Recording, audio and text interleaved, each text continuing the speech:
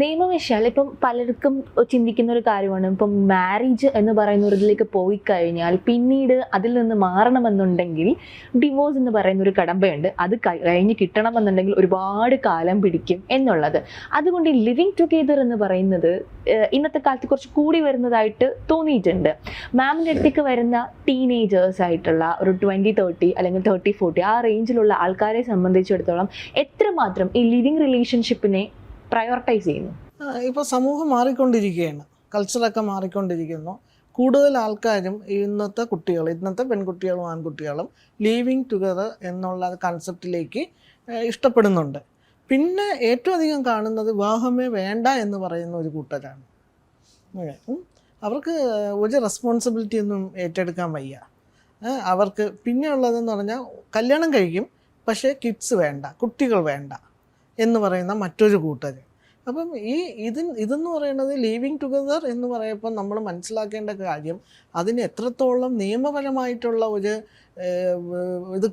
സഹായം കിട്ടുമെന്നുള്ളത് നമ്മൾ മനസ്സിലാക്കണം. ഇത് ഒന്നിച്ച് ജീവിക്കുകയും പിന്നെ അവിടെ പല പ്രശ്നങ്ങളുണ്ടാവുന്നു, സാമ്പത്തികമായിട്ടുള്ള പ്രശ്നങ്ങളുണ്ടാവുന്നുണ്ട്. അതുപോലെ തന്നെ അബദ്ധത്തിൽ ഒരു കുഞ്ഞൊക്കെ ഉണ്ടായിപ്പോയാൽ, പ്രഗ്നൻ്റ് ഒക്കെ ആയാൽ അത് എങ്ങനെ മാനേജ് ചെയ്യണമെന്നുള്ളത് ഇപ്പോഴത്തെ കുട്ടികൾക്ക് അറിയില്ല. അപ്പം അതുകൊണ്ടുള്ള ബുദ്ധിമുട്ടുകളും പല ഇതിൻ്റെ ഇടയിൽ ഞാൻ കാണുന്നുണ്ട്. കാര്യം ട്രസ്റ്റ് ചെയ്യാൻ പറ്റാത്ത ബന്ധങ്ങളായി പോകുന്നുണ്ടോ എന്ന് പലപ്പോഴും എൻ്റെ കൗൺസിലിംഗ് സെഷനിലൂടെ എനിക്ക് തന്നെ തോന്നിയിട്ടുള്ള ഒരു കാര്യമാണ്. കാര്യം ഇതൊന്നും ചേർന്ന് പോകുന്ന ബന്ധങ്ങളിലേക്ക് എത്തുമോ എന്നുള്ളത് കാര്യം. പിന്നെ ഉള്ളതെന്ന് പറഞ്ഞാൽ ഇന്ന് പണ്ട് കാലങ്ങളിൽ സ്ത്രീകൾ ലഹരി ഉപയോഗിക്കുന്നത് കുറവായിരുന്നു. പക്ഷേ ഇപ്പോൾ ഈ ലിവിങ് ടുഗദറിൽ അധികവും കാണുന്നത് ഈ ലഹരി ഉപയോഗം കൂടെ കൂടുന്നുണ്ട്. അതിനോടൊപ്പം ഇവർ ഒന്നിച്ച് സന്തോഷത്തോടെ ജീവിക്കുന്നു എന്ന് പറഞ്ഞാൽ പോലും അവർ ഇങ്ങനെയുള്ള എൻ്റർടൈൻമെൻറ്റ് പ്രോസസ്സും കൂടി ഇതിൻ്റെ ഇടയിൽ ഉണ്ടാവുന്നുണ്ട്. പിന്നെയാണ് അറിയുന്നത് ഇവർക്കൊക്കെ വേറെ വേറെ ഓരോ ബന്ധങ്ങളുണ്ടാവുമ്പം അത് വീണ്ടും ഇഷ്യൂസ് ആവും. പിന്നെ ഇന്നത്തെ കാലഘട്ടത്തിൽ ലിവിങ് ടുഗദർ എന്നും പറഞ്ഞുകൊണ്ട് ഒരു പാർട്ടി ഒരു റെൻറ്റഡ് ഹൗസ് അന്വേഷിച്ച് വന്നാൽ ആരെങ്കിലും കൊടുക്കുന്നവർ കുറവാണ്. ഒരു വീട് വാടകയ്ക്ക് കൊടുക്കില്ല. അപ്പോൾ പിന്നെ ഇവരെവിടെ താമസിക്കും? ലിവിങ് ടുഗദറായിട്ടുള്ള ഒരു കാര്യം എല്ലാവർക്കും ഇന്നും നമ്മളെ കൾച്ചറലായിട്ടുള്ള രീതിയിലാണ് ചിന്തിക്കുന്നത്. ഹസ്ബൻഡ് ആൻഡ് വൈഫ് ലീഗലി കല്യാണം കഴിഞ്ഞവർക്ക് വേണ്ടി മാത്രമേ ഇന്നും കൂടുതലും നമ്മളെ സമൂഹം കൂടെ നിൽക്കുന്നുള്ളൂ. ഇങ്ങനൊരു കാര്യം നമ്മൾ പൊതുവെ കാണാറുണ്ട്. ഇപ്പം മാം പറഞ്ഞ പോലെ ആ ലിവിങ് റിലേഷൻഷിപ്പിനെ സംബന്ധിച്ചിടത്തോളം നിയമപരമായി തന്നെ കോടതി മുഖാന്തരം വന്നിട്ടുണ്ട്. A person can be live with any person.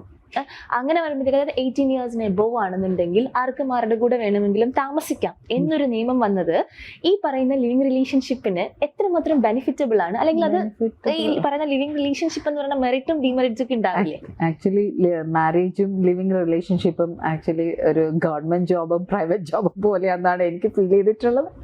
Exactly like A government job and private job.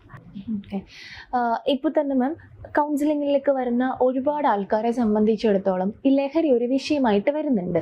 അതായത് ഈ ടീനേജേഴ്സിന് തന്നെ ഒരുപാട് പേര്, ഇപ്പം മെയിൽ ആവട്ടെ ഫീമെയിൽ ആവട്ടെ, ആർക്കാണെങ്കിലും ലഹരി ഭയങ്കരമായിട്ട് വരുന്നുണ്ട്. ഈ ലഹരി കാരണം കുടുംബജീവിതത്തിലേക്ക് വരുന്ന സമയത്ത് ഇവരുടെ, അതായത് പാർട്ട്നേഴ്സ്, അവരുടെ കുഞ്ഞുങ്ങൾ, ഇവരുടെ എല്ലാവരുടെയും കൂടെ കംപ്ലീറ്റ് ഇത് എടുക്കുമ്പോഴത്തേക്ക് അതെങ്ങനെയാണെന്ന് സോർട്ട് ചെയ്യാൻ പറ്റുക? ഈ ലഹരി ഉപയോഗം നമ്മൾ പറയുമ്പം വളരെ കൂടുന്നു എന്ന് പറഞ്ഞു. ഇപ്പോൾ ചില ലഹരി ഉപയോഗിച്ചിട്ടുണ്ടെങ്കിൽ അത് അറിയാനും പറ്റത്തില്ല. വീട്ടുകാർക്കോ പാർട്ണറോ ആരെങ്കിലും ഉപയോഗിച്ചിട്ടുണ്ടെങ്കിൽ അറിയാനൊന്നും പറ്റത്തില്ല. അത് ഏറ്റവും അധികം ബാധിക്കുന്നത് കുട്ടികളെയാണ്. കാര്യം പാർട്ട്നേഴ്സിനിടയിൽ അങ്ങനെ ഒരു പ്രോബ്ലം വരുന്നില്ല എന്ന് തോന്നുന്നു. പാർട്ട്നേഴ്സിൻ്റെ ഇടയിൽ പ്രോബ്ലം ഉണ്ടല്ലേ? തീർച്ചയായിട്ടും. മദ്യപിച്ച് വരുന്ന ഒരാൾ ഏത് രീതിയിലാണ് പെരുമാറണമെന്നുള്ളത് ഒരു വൈഫിന് അറിയാൻ പറ്റില്ല. ചിലപ്പം 5-6 പേര് തൂക്കിയെടുത്തുകൊണ്ടായിരിക്കാം വീട്ടിലേക്ക് കൊണ്ടുവരുന്നത്. അത് അവരെ സംബന്ധിച്ചിടത്തോളം വൈഫിൻ്റെ മീൻസ് ഇദ്ദേഹത്തിൻ്റെ കുട്ടികളെയൊക്കെ സംബന്ധിച്ചിടത്തോളം ഭയങ്കരമായിട്ടുള്ളൊരു മാനക്കേടാണ് അവർക്ക് ഫീൽ ചെയ്യണത്. അപ്പോൾ ഇതെല്ലാം മാരേജ് ഡിസ്പ്യൂട്ടിലേക്ക് കൊണ്ടുവന്ന് എത്തിക്കും. കാര്യം ഇദ്ദേഹം ഉണ്ടാക്കുന്ന എല്ലാ സമ്പാദ്യങ്ങളും ലഹരിക്ക് വേണ്ടി ഉപയോഗിക്കുന്നു. അപ്പോൾ വീട്ടുകാരെ ഒന്നും ശ്രദ്ധിക്കുന്നില്ല, അതിൻ്റേതായിട്ടുള്ള കെയറിങ് കൊടുക്കുന്നില്ല, അവരുടേതായിട്ടുള്ള ഇപ്പം സാമ്പത്തികമായിട്ടുള്ള സഹായങ്ങൾ ചെയ്യുന്നില്ല, നല്ല രീതിയിൽ കടങ്ങളുണ്ടാക്കി വയ്ക്കുന്നു. സ്വാഭാവികമായിട്ട് ഇതെല്ലാം ഒരു മാരേജ് ഇഷ്യൂസിലേക്കൊക്കെ കൊണ്ടുചെന്ന് തീർച്ചയായിട്ടും എത്തിക്കുന്നുള്ളൂ. അതിഭീകരമാണ് ലഹരി ഉപയോഗം ഒരു മാരേജ് ലൈഫിനെ ബാധിക്കുന്നത്. കുറച്ചു കാലങ്ങൾക്ക് മുന്നേ വരെയും നമ്മൾ കേൾക്കാത്ത ഒരു ടേംസ് ആയിരുന്നു ഈ പറയുന്ന ഡിപ്രഷൻ, ബൈപ്പോളർ ഡിസോർഡേഴ്സ്. ഉണ്ടെങ്കിലും ഇതിങ്ങനെ ഒരു വ്യാപ്തി വന്നിട്ടില്ല. കുടുംബജീവിതത്തിലേക്ക് ചെല്ലുമ്പോഴത്തേക്ക് ഇപ്പോൾ വരുന്നവർക്ക് പലർക്കും പറയാനുള്ളത് പുള്ളി ഡിപ്രഷനിലാണ്, അല്ലെങ്കിൽ പുള്ളിക്ക് ബൈപ്പോളർ ഡിസോർഡർ ആണ് തുടങ്ങിയിട്ടുള്ള ടേംസ് ഒരുപാട് വരുന്നുണ്ട്. എന്ത് കാരണം കൊണ്ടായിരിക്കാം ഇതിപ്പോൾ ഇത്രയും ഒരു മേ ബി ഒരു എന്താ പറയുക, ഒരു വെപ്പണായിട്ട് യൂസ് ചെയ്യുന്നതാണോ, അതോ റിയലി ഇതിങ്ങനെ സംഭവിക്കുന്നുണ്ടോ? നമുക്കറിയാലോ ഇന്നത്തെ ഡിജിറ്റൽ ഏജ്, നമുക്ക് ഏതും നമ്മൾ സിംറ്റംസ് വച്ചിട്ട് ഗൂഗിളിൽ സെർച്ച് ചെയ്തെടുത്തിട്ട് അതിൽ ഇൻ്റർപ്രിട്ടേഷൻ നടത്തുന്ന ഒരു സമൂഹം നമ്മുടെ ചുറ്റുമുണ്ട്. സ്വാഭാവികമായിട്ടും ഈ ഡിപ്രഷൻ എന്നുള്ള ഒരു വാക്ക് കോമൺ ആയിട്ട് ഇപ്പോൾ എല്ലാവരും ഉപയോഗിക്കുന്നുണ്ട്. നിനക്ക് ഡിപ്രഷനാണ്, അവൾക്ക് ഡിപ്രഷനാണ്.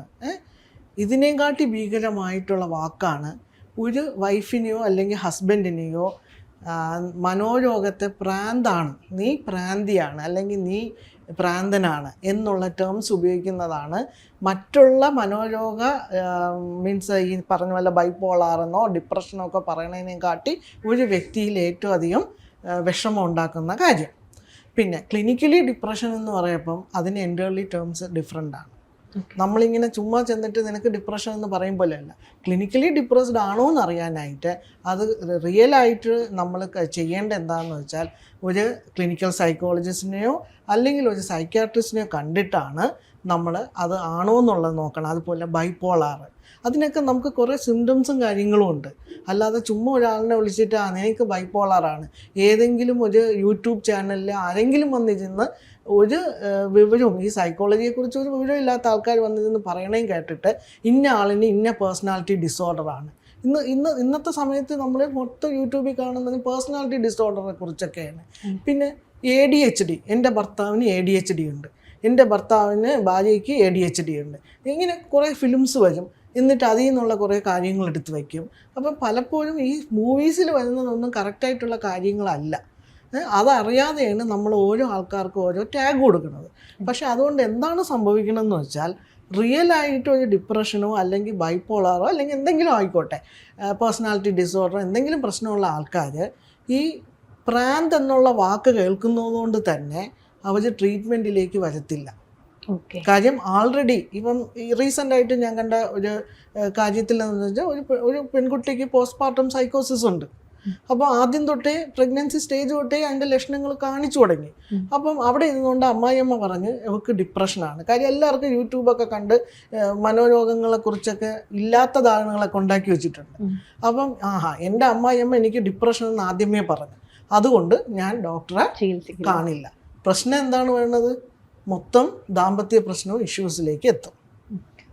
അപ്പോൾ അതുകൊണ്ട് തന്നെ നമ്മൾ ഈ ടാഗ് ഉപയോഗിക്കേണ്ടവരാണ് അതെന്താണെന്നുള്ളത് പറയേണ്ട. അല്ലാതെ നമുക്കൊരു ഡയബറ്റിക്സ് വരും പോലെയും നമുക്കൊരു ഹാർട്ടിന് ഇഷ്യൂ വരും പോലെ മാത്രമേ ഉള്ളൂ മാനസികാരോഗ്യ പ്രശ്നങ്ങൾ.